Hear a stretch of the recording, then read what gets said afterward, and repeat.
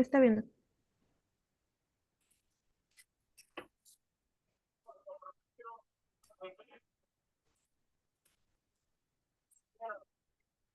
Ya.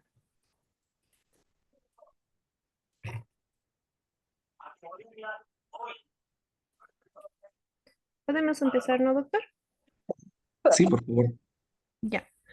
Buenas noches a todos los presentes, doctor, queridos compañeros y queridos doctores. Vamos a dar continuidad a los temas programados por el servicio de emergencia. El día de hoy vamos a hablar de trastornos del potasio a cargo de los residentes que rotamos el servicio de emergencia, como R1 Débora Tapia, R2 Andrea Titizano y R3 mi persona Diana Araujo.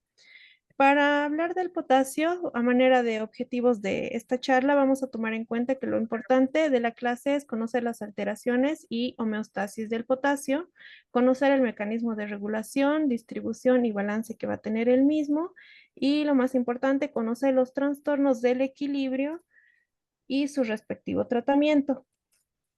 En cuanto a la homeostasis y alteraciones del potasio, tenemos que tomar en cuenta que es una de las alteraciones hidroelectrolíticas más comunes en la infancia. Sin embargo, la mayoría de las alteraciones que van a llegar a tener estos pacientitos van a estar los valores dentro de lo que serían un desvío adecuado sin que lleguen a producir una sintomatología.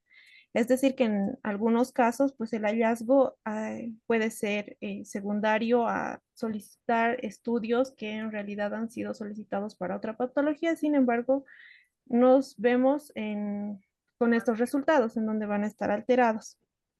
Entonces, sin embargo, cuando ya tenemos alguna alteración de este potasio, que va a sobrepasar los desvíos estándar que se manejan dentro de los límites para el paciente, pues va a haber una delicada función de lo que sería en la regulación y lo más importante en la excitabilidad de las células cardíacas y las neuromusculares. Ahora, tenemos que tomar en cuenta que los valores de referencia para el potasio son de 3.5 a 5.1, tomando en cuenta esto en suero o plasma, pero esto en los niños y adolescentes, que van a ser casi similares a los valores de adulto. Un grupo especial en este caso serían los pacientes lactantes, que van a llegar a tener un rango normal de la calemia un poco más alto. ¿Esto por qué? Debido a una excreción que va a ser menor, una excreción urinaria que va a ser mucho menor por la tasa de filtrado glomerular, ¿no? Va a tener una menor sensibilidad a lo que serían las células principales del túbulo conector y el túbulo cortical y una respuesta en sí a la aldosterona. Por eso es que va a haber una menor filtración glomerular. Entonces, en cuanto a, en cuanto a la fisiología ya del potasio, tenemos que tomar en cuenta que en realidad la dieta que nosotros la vamos a ir indicando, esto va a depender mucho también de la edad del paciente, el nivel socioeconómico del paciente y la diversidad cultural. La estimación promedio de requerimientos de potasio en niños es de 2.000 equivalentes por 100 kilocalorías de energía en comparación a un adulto, que este es de 50 a 150.000 equivalentes día. Ahora, los requerimientos de ingesta adecuada de potasio por edad, pues se va a dar de acuerdo a los grupos etarios. En lactantes menores de 0 a 6 meses vamos a tener 400 miligramos día, por ejemplo, en un niño de 4 a 8 años, 3.800 miligramos día. Ahora, en cuanto a la fisiología del potasio, tenemos que tomar en cuenta es el principal catión del medio intracelular. Los valores normales, como ya hemos mencionado, puede ir desde 3.1, alguna literatura menciona 3.5 a 5.1 mil equivalentes litro, y tomando en cuenta igual el potasio corporal total medido, que es de 2.500 a 4.500 miliosmoles. Ahora, sabemos que el potasio está en su mayor concentración en el extracelular, tenemos los valores de 3.5 a 5 y es importante tomar en cuenta porque alguna alteración, algún desequilibrio nos va a llevar a lo que sería alteración del potencial eléctrico de las membranas de reposo, de las membranas celulares, tanto de la musculatura cardíaca y lisa principalmente, ¿no? Ahora, en cuanto a la hemostasis normal que va a llegar a tener el potasio, tenemos que tomar en cuenta que esta va a estar dada por dos tipos de balance, un balance interno y un balance externo. El balance interno va a ser secundario a la distribución de este ion, tanto en los compartimientos intracelulares y extracelulares. El ingreso en realidad del potasio, ingreso celular que va a tener el potasio va a estar dada por la insulina, glucosa, las beta-catecolaminas, el exceso de sodio y la hiperosmolaridad. Y lo que sería el bloqueo del ingreso a la célula del potasio puede ser secundario a una glucogenólisis, las alfa-catecolaminas y la depresión de potasio. En cuanto al balance externo que vamos a llegar a tener con este ion, está dado por el índice de ingreso de potasio y la expresión. La expresión principalmente en este caso es renal. Ahora, en cuanto a los mecanismos de regulación de los niveles séricos del potasio, vamos a ir desglosando. El principal tenemos la insulina. Como bien sabemos, la insulina es el regulador hormonal más importante del balance interno del potasio.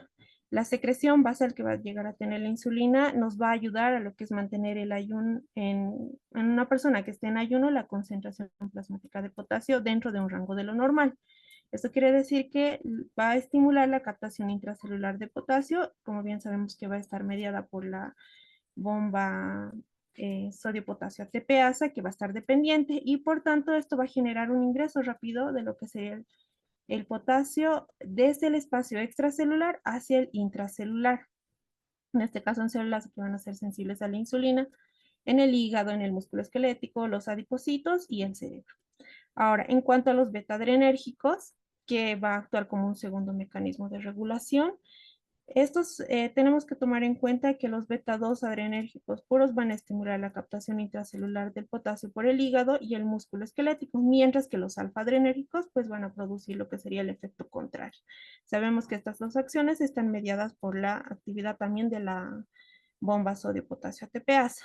Algo importante igual que recalcar es el mecanismo que está dado por el estado ácido-base.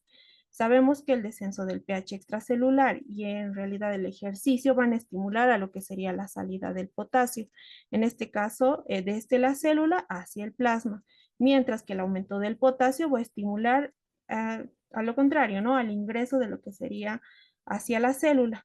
Tomar en cuenta que en pacientes que van a cursar una alcalosis metabólica o respiratoria, la concentración de potasio en suero va a disminuir, entonces va a disminuir 0,4 miliequivalentes por cada 0,1 unidad de aumento del pH. Ahora, si hablamos de la respuesta en cuanto a un aumento extracelular que va a tener la salida de lo que sería en realidad hidrogeniones para que la célula pueda mantener su electroneutralidad y pasaje de potasio. Esto va a estar dado también, el pasaje de potasio en realidad va a ser al intracelular. Ahora, si nosotros tomamos en cuenta que un paciente va a cursar con la acidosis metabólica respiratoria, ya de manera análoga en situaciones de alcalosis o acidosis en este caso, va a ir compensando de acuerdo a cómo vaya el pH, pues la cantidad de lo que sería el potasio. Otro mecanismo importante es la función renal. En cuanto a la función renal, sabemos que nosotros requerimos una función renal para tener un buen balance de lo que es el potasio, ya que 80-90% del potasio va a ser excretado ya, como bien sabemos, por la orina. El resto, el otros 10 a 20%, pues va a estar eliminado por las glándulas salivales, la materia fecal. Entonces, igual tomar en cuenta el potasio normal que va a ser eliminado a través de la vía urinaria, aproximadamente va a ser 30 mil equivalentes litro. En caso de que estemos hablando de una alteración en lo que sería un valor bajo, una hipopotasemia aguda, puede llegar de 20 a 30 y si es crónica los valores van a ir disminuyendo. Y hablando un poco de la función renal como tal que va a llegar a estar alterada, por ejemplo, tenemos que un aumento de potasio que va a circular en lo que sería una estimulación al riñón y a la vez se va a liberar lo que sería la renina a través del aparato yuxtaglomerular. Esto va a activar a su vez lo que sería una activación hepática de lo que es la angiotensina 1, convertida luego, como bien sabemos, en los pulmones en angiotensina 2, y a su vez va a estimular lo que es la secreción de la aldosterona a nivel de la glándula suprarrenal. Tenemos que tomar en cuenta que la mayor parte del potasio va a ser reabsorbido en los segmentos renales, como son en este caso segmentos renales proximales, como son el asa de Henle, el túbulo contorneado proximal. Y la regulación exactamente fina, la bien llamada fina, pues se va a producir en lo que es el túbulo distal renal, que va a depender más que todo, ¿no? En cuanto al estado de lo que sería igual a función renal, todo dependiente en cuanto a la función renal. Tenemos que tomar en cuenta que la distribución y el balance del potasio igual va a estar dado por la ingesta, que en realidad va a estar distribuido en lo que sería en cuanto a la absorción y la eliminación que va a llegar a tener. Entonces tenemos que la ingesta un 2% pues se va a ir a lo que sería el potasio plasmático, un 98% al intracelular y posteriormente vamos a ver la eliminación del mismo a través de lo que sería la orina, en cuanto al sudor el 5%, la orina un 80% y las heces del 15%. Ahora, en cuanto a la distribución y el balance del potasio como tal, tenemos esta imagen donde nos menciona, bueno, es una imagen ilustrativa, en realidad de un balance de potasio en una persona adulta. Pero, por ejemplo, tenemos que a través de la dieta ingerido 100.000 equivalentes de potasio, la absorción intestinal va a ser un aproximado de 90. De esto, un 70 va a ir hacia los tejidos y posteriormente unos 10% va a ser eliminado por lo que serían las heces, las glándulas salivales y el 90% de lo que es la depresión a través del riñón. Entonces, para nosotros hablar de este tema, tenemos que tomar en cuenta el contexto del paciente porque va a englobar varias preguntas que nosotros tenemos que realizarnos de la parte clínica. Por ejemplo, una de las preguntas es en nuestros niños hospitalizados y lo más importante es saber cuáles son los valores normales de acuerdo al grupo etario que va a llegar a tener el paciente, cuáles son las principales etiologías de los desequilibrios que van a llegar a tener el paciente, las manifestaciones clínicas, las manifestaciones electrocardiográficas que va a llegar a tener un paciente con alteración de lo que sería el potasio. Entonces vamos a continuar con lo que serían las alteraciones, con una hipercalemia y posteriormente las hipocalemias.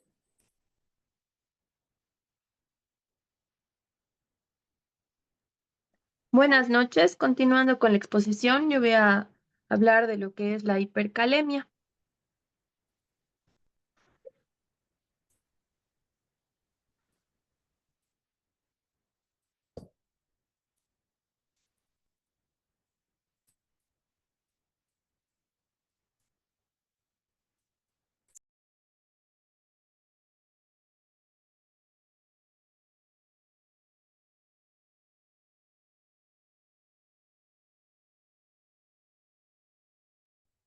Hablando de lo que es la hipercalemia, vamos a definir hipercalemia como la concentración sérica de potasio que va a ser mayor a 6 miliequivalentes litro en el recién nacido y mayor a 5,5 miliequivalentes litro en el niño mayor y el adulto, que va a tener una repercusión a nivel del electrocardiograma.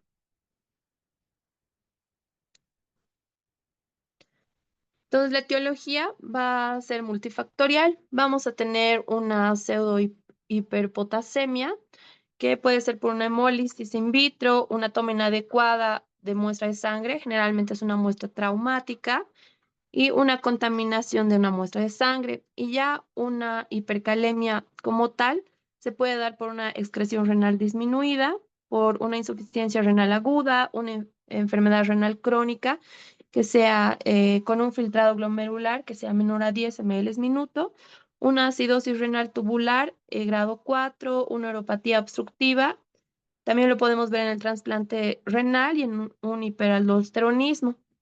También vamos a tener el alto ingreso de potasio, que puede ser endógeno o puede ser exógeno. Endógeno vamos a ver síndromes que son síndrome de lisis tumoral, síndrome de aplastamiento, una reabsorción de los hematomas, la rhabdomiólisis, un estado hipercatabólico, la coagulación intravascular diseminada, y exógenas tendríamos un aporte endovenoso que sea iatrogénico, sustitutos de la sal de potasio, suplementos nutricionales y dietas hiposódicas. También vamos a tener lo que es el desplazamiento del potasio hacia el exterior de la célula. Esto quiere decir hacia el espacio extracelular, que podemos verlo en una acidosis, en el déficit de la insulina, porque como habíamos explicado previamente, la insulina es clave para mantener el equilibrio de potasio. Entonces, el aumento brusco de la osmolaridad también, y drogas como la espironolactona y el amiloide. Vamos a clasificar la hipercalemia en tres. Vamos a clasificarla en leve, moderada y severa. La leve va a tener un valor de 5,5 a 6,5 miliequivalentes litro, la moderada de 6,5 a 7 miliequivalentes y ya una severa vamos a hablar de niveles mayores a 7 miliequivalentes. Las manifestaciones clínicas vamos a tener alteraciones neuromusculares y alteraciones que van a afectar al electrocardiograma, es decir, a nivel del corazón. Entonces, generalmente esta puede ser asintomático o oligoasintomática.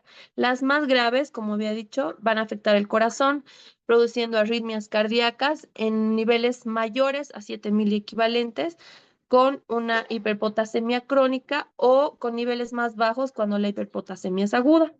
Las manifestaciones neuromusculares y cardíacas van a producir debilidad de inicio, parestesias, y la toxicidad cardíaca va a preceder a estos síntomas y va a llevar a una alteración en el electrocardiograma, donde el corazón se va a dilatar, se va a poner flácido y va a disminuir la frecuencia cardíaca y puede bloquearse completamente la conducción.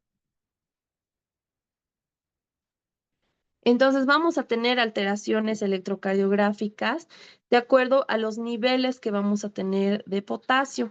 En niveles de 3,5 a 5,5 miliequivalentes, el electrocardiograma no va a estar afectado y va a estar normal, pero en niveles mayores a 5,5 vamos a empezar a tener alteraciones teniendo una onda T picuda que se va a mantener aún simétrica, pero ya a niveles mayores a 6 miliequivalentes vamos a tener una onda T picuda que sí va a ser simétrica, pero va a tener un voltaje similar a la onda R. Valores mayores a 7 va a haber una elevación progresiva de PR y va a haber una desaparición casi completa de P y va a haber ensanchamiento de QRS. Y ya niveles mayores a 8 miliequivalentes, QRS se va a hacer aún más grande, se va a ensanchar y se va a fusionar con la onda T y va a adquirir una morfología sinusoidal, pero esto va a ser cuando el potasio ya tenga niveles mayores a 10 miliequivalentes. Entonces, para tratar adecuadamente las hiperpotasemias, vamos a tener que llegar a niveles que sean menores a 5,5 miliequivalentes. Lo vamos a ver en la desnutrición grave, donde tenemos que hacer una expansión de volumen y reevaluar nuevamente el paciente. Vamos a suspender las drogas y vamos a retirar el aporte exógeno de potasio.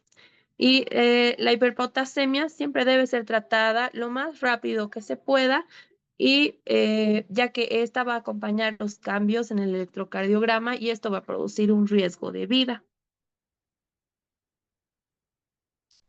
Entonces, el tratamiento debe haber una estabilización neuromuscular, una translocación al espacio intracelular y la eliminación del potasio. Entonces, para la estabilización vamos a utilizar el gluconato de calcio al 10%.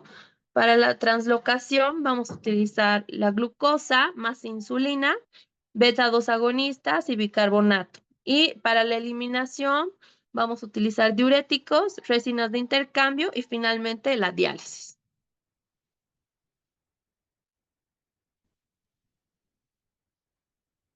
Entonces, para una hiperpotasemia leve vamos a tener un potasio que va a ser menor de 6,5 miliequivalentes y va a ser asintomático en el electrocardiograma.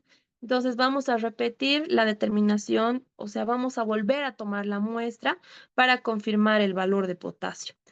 Posterior a esto, vamos a disminuir el ingreso de potasio una vez que este haya sido confirmado y vamos a restringir el potasio en la dieta y vamos a suspender los medicamentos ahorradores de potasio. Para una hiperpotasemia moderada, es decir, hablando de un valor de 6,5 a 7 miliequivalentes sin una sintomatología en el electrocardiograma, vamos a disminuir el ingreso de potasio al organismo y vamos a promover la excreción. Entonces vamos a utilizar lo que es la furosemida en pacientes que tengan una función renal conservada y en una función renal que esté alterada, vamos a dar la dosis de 1 miligramo, kilogramo dosis, EB, y también vamos a utilizar resinas de intercambio como el sulfato de poliestireno sódico o la resina de intercambio iónico de calcio. Vamos a utilizar estas a 1 gramo, kilogramo dosis, se puede dar por vía oral o por vía rectal. Posteriormente tenemos la hiperpotasemia severa. Esta va a ser cuando hablamos de un potasio que sea mayor de 7 miliequivalentes y que sí presente sintomatología y también una alteración electrocardiográfica. Entonces, de inicio vamos a utilizar agonistas beta-2 adrenérgicos, insulina más glucosa, posteriormente gluconato de calcio, el bicarbonato sódico y como había dicho previamente, finalmente vamos a llegar a la diálisis. Entonces, los agonistas beta-2 adrenérgicos vamos a dar una dosis y se va a esperar el descenso del potasio de 0,5 miliequivalentes litro. También podemos utilizar nebulizaciones de salbutamol a 1 gota por kilo en 3 ml de solución fisiológica o podemos darlo 2 dosis en aerosol, en PAF. Y el inicio de esta acción tiene que iniciar a los 30 minutos y durar de 4 a 6 horas. Posteriormente vamos a utilizar lo que es la insulina más la glucosa de 0,2 a 0,5 unidades por kilogramo de insulina corriente y 3 gramos de glucosa por cada unidad de insulina. Las vamos a administrar juntas por goteo en el tiempo de 2 horas, dando un flujo de glucosa que por lo menos llegue a 4 miligramos kilogramo minuto. Posteriormente podemos utilizar también el gluconato de calcio, que va a ser de 0,5 a 1 ml kilogramo.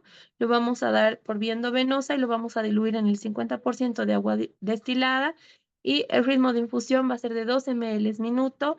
Y la acción de este tiene que ser de 1 a 3 minutos de duración y debe durar 1 hora. El bicarbonato de sodio va a estimular el ingreso del potasio al interior de la célula y se va a dar de 1 a 2 miliequivalentes por kilogramo y el inicio de la acción va a ser a los 15 minutos, va a durar durante 2 horas y va a ser muy útil en lo que es la acidosis metabólica. Y finalmente tenemos la diálisis, que vamos a utilizarla en una hipercalemia grave que va a ser refractaria al tratamiento o en una hipercalemia que presente anuria.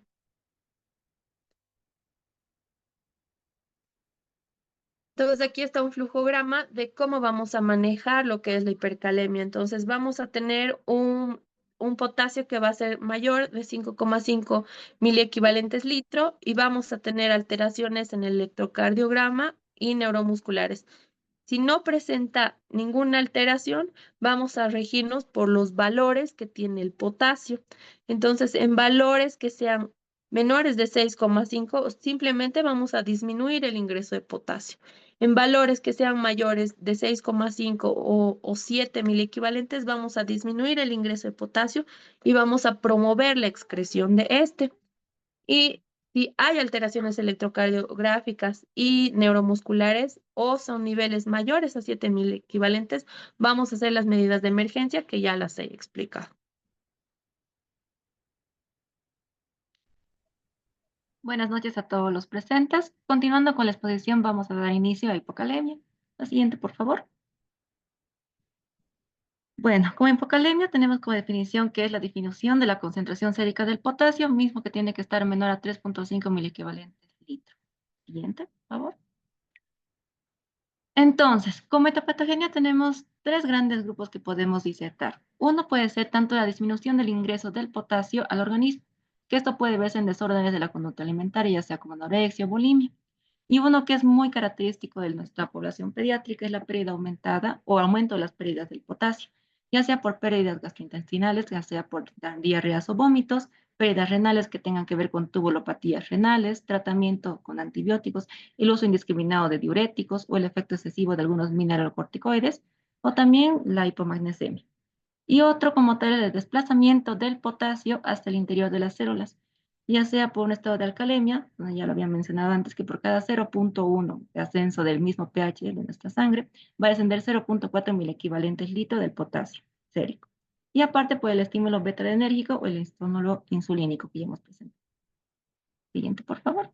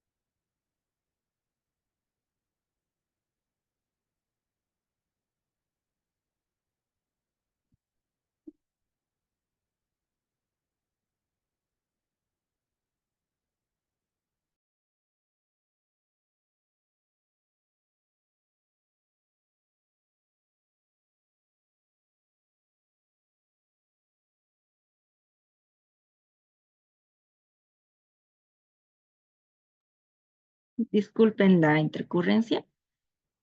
Entonces, tenemos que como por manifestaciones clínicas, el paciente va a presentar estas mismas según la variabilidad de la severidad y la rapidez de su instalación.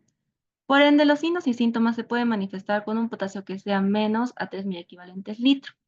Y esta clasificación la vamos a ver según la gravedad o la severidad del mismo, donde en dependencia del potasio sérico podemos ver que si tenemos una hipocalemia leve, generalmente puede ser asintomática, que tiende en el valor de 3.5 a 3.4. Una hipocalemia moderada que puede ir de 2.6 a 3.000 equivalentes, una severa que en lo general estos sí van a presentar sintomatología, o una hipocalemia crítica, que es menor a 0.2.000 equivalentes litro, y esto ya requiere como una emergencia para tratar en el menor tiempo posible.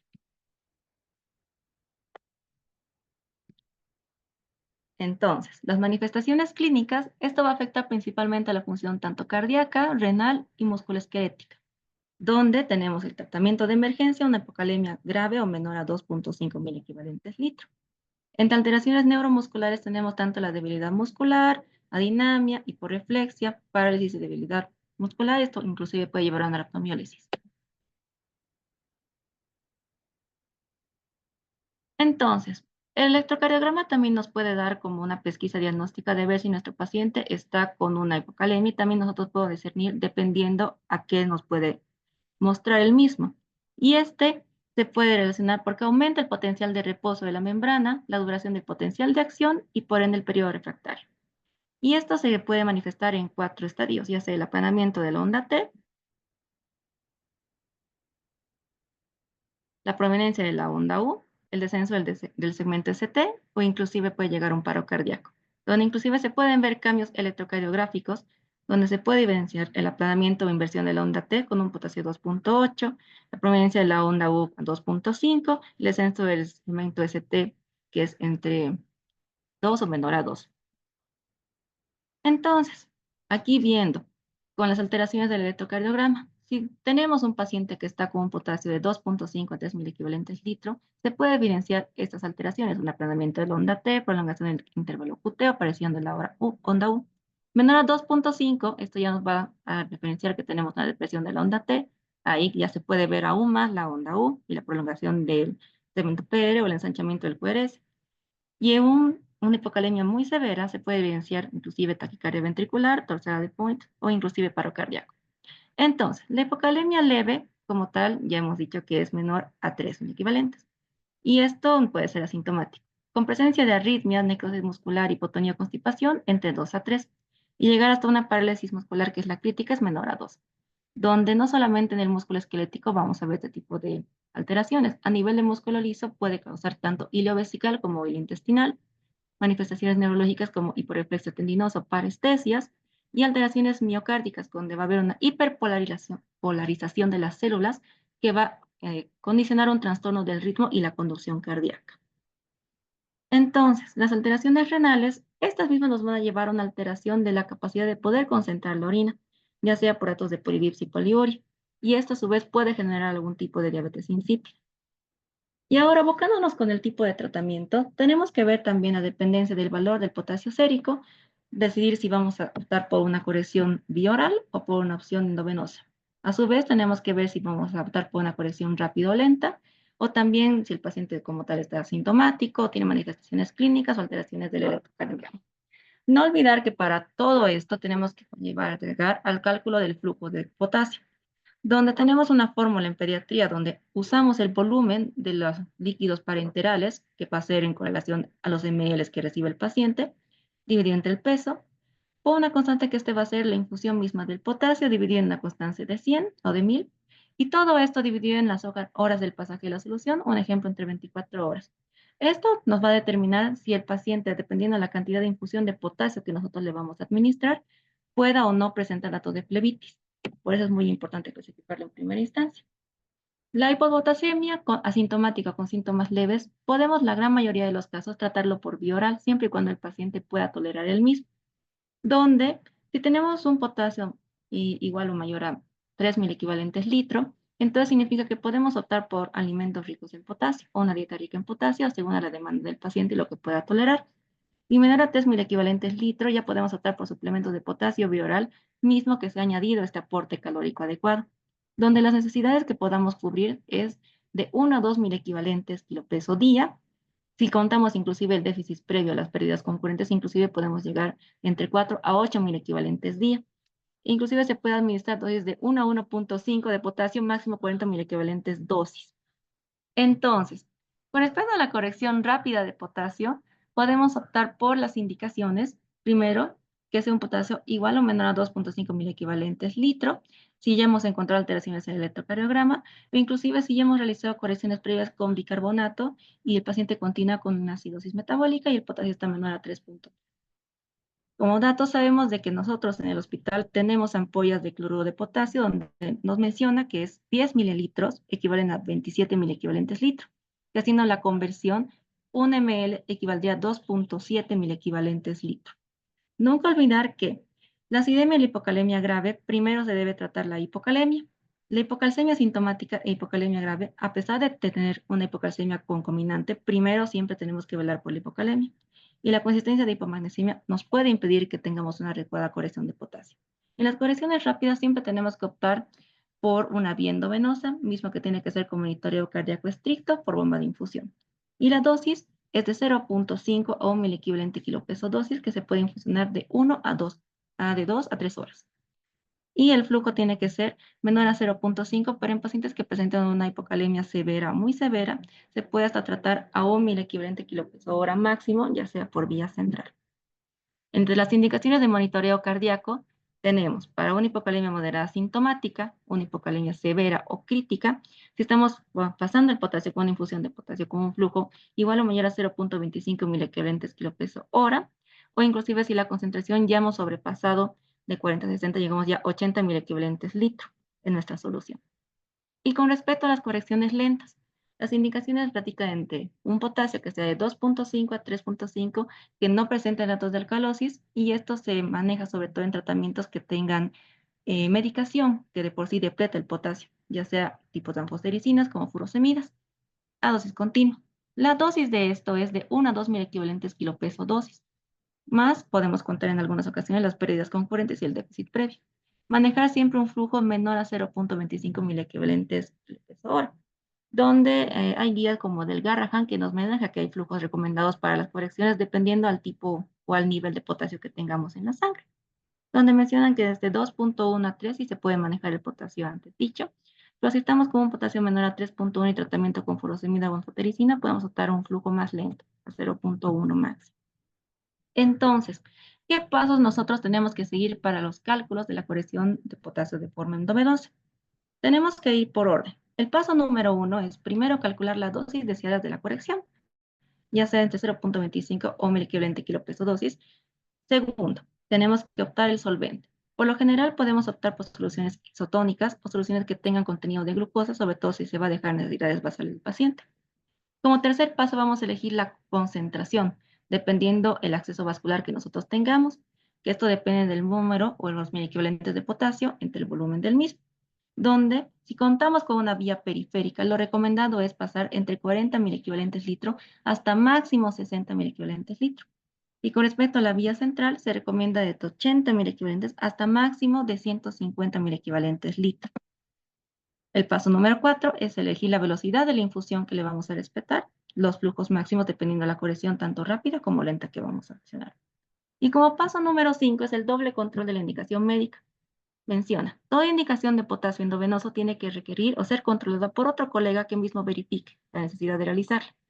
Por tanto, menciona que una vez que nosotros hemos concluido nuestra corrección de potasio como tal, podemos hacer un control de ionograma sérico que radique entre si tenemos una corrección rápida, máximo de las 4 a las 6 horas posterior a la corrección, y si tenemos una corrección entre 24 horas, entre 2 a 3 horas posterior a la corrección. Aquí tenemos un caso clínico. Tenemos un paciente de 4 años de edad, mismo que ha presentado un cuadro clínico de 6 días de evolución, caracterizado por dolor abdominal y mesogastrio de tipo espasmódico, de leve a moderada intensidad, con aumento de la frecuencia de las deposiciones, mismas que eran de características líquidas amarillentas, más o menos 6 por día, y aparte el paciente presentó vómitos de contenido gástrico en 6 oportunidades, por lo cual la madre médica con tabletas no sabe el nombre como tal, pero no mejora el cuadro. Por lo tanto, hace 2 días se exacerba con mayor intensidad el dolor abdominal asociado a aumento de volumen, alzas térmicas, por lo tanto, acuden a nuestro servicio de emergencia para valoración y conducta. Como tal, el paciente ingresa en mal estado general, subfebril, taquicárdico, con una temperatura de 37.8, irritable, álgido.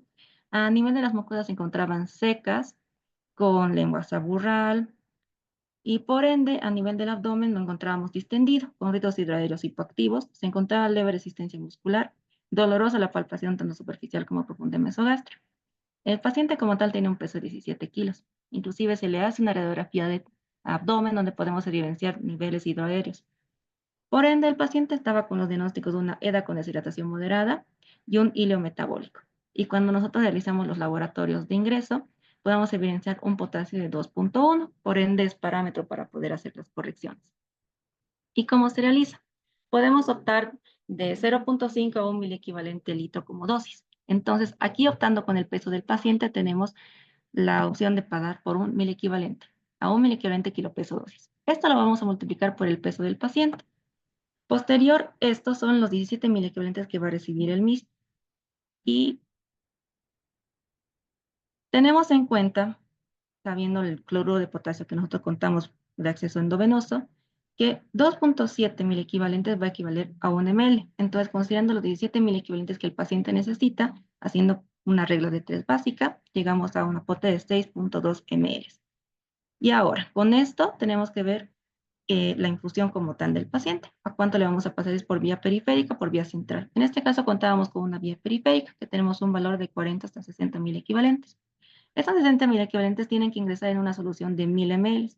Y contando los 17 mil equivalentes que se le va a pasar al paciente, haciendo una conversión de regla de 3, ya tenemos 283 ml de solución fisiológica que es elegido. Por ende, nuestra indicación tiene que decir, pasar los 6.2 cc de cloruro de potasio en 203 solución fisiológica. ¿En cuánto tiempo? En una infusión por lo menos de 2 horas por bomba de infusión, bajo monitorización cardíaca estricta. Y aparte de esto, viendo el flujo del potasio, considerando la fórmula anterior, nosotros tenemos ya este valor que le vamos a pasar, que esto, para poder saber cuántas son las necesidades o el plan parenteral, vamos a dividir este valor de la solución fisiológica entre los 17 kilos del paciente. Por ende, esto haciendo una regla de conversión o de 3, nos va a salir este valor de 16.6 por a los 60 mil equivalentes que le estamos pasando de la vía, dividido entre 1000, y todo esto dividido entre el tiempo de infusión, que son 2 horas. Todo este resultado nos va a salir un valor de 0.49 ml kilopeso hora. Lo mismo está estadificado que no nos teníamos que pasar de 0.5 con tal de no causar flebitis, así que nuestro flujo de potasio en este caso está adecuado. Haciendo laboratorios por corrección, el paciente presenta un potasio de 3.2 posterior a la corrección, tomado 3 o 4 horas después. Y este es un ejemplo de una corrección lenta. En este caso tenemos un paciente de 15 kilos que presenta un potasio sérico de 3 mil equivalentes litro. Por tanto, avala para realizar una corrección lenta de potasio endovenoso. Así que según la fórmula de Holiday-Seeger, nosotros sacamos por necesidades basales que el paciente tendría en total 1.250 ml para recibir en 24 horas. La corrección lenta de potasio radica entre 1 a 2 mil equivalentes kilo peso dosis. En este caso se optó por reponer a 2 mil equivalentes. Multiplicando el peso del paciente por los 1.000 equivalentes que recibe, en total serían 30.000 equivalentes que tendríamos que reponer en una solución para 24 horas.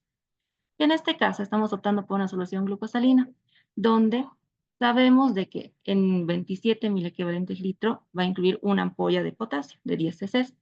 Y esto queremos infusionar en 1.000 ml. Si tenemos esto, entonces, ¿cuánto tendríamos con los 30.000 equivalentes que nosotros le queremos pasar al paciente para la corrección estipulada? Realizando una corrección con una regla de 3 básica, nos va a salir a 38.000 equivalentes litro.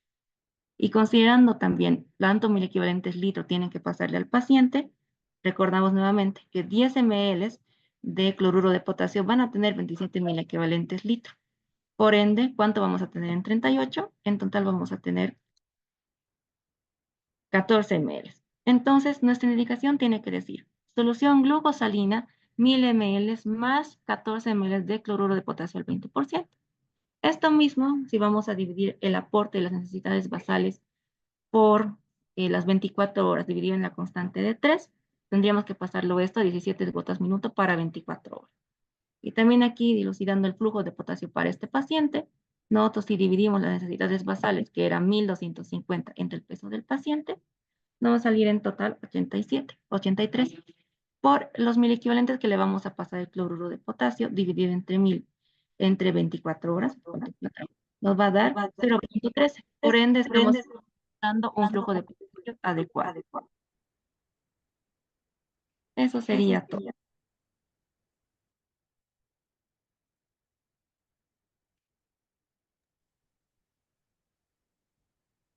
Muchas gracias, doctoras, por su exposición. Les agradecemos mucho.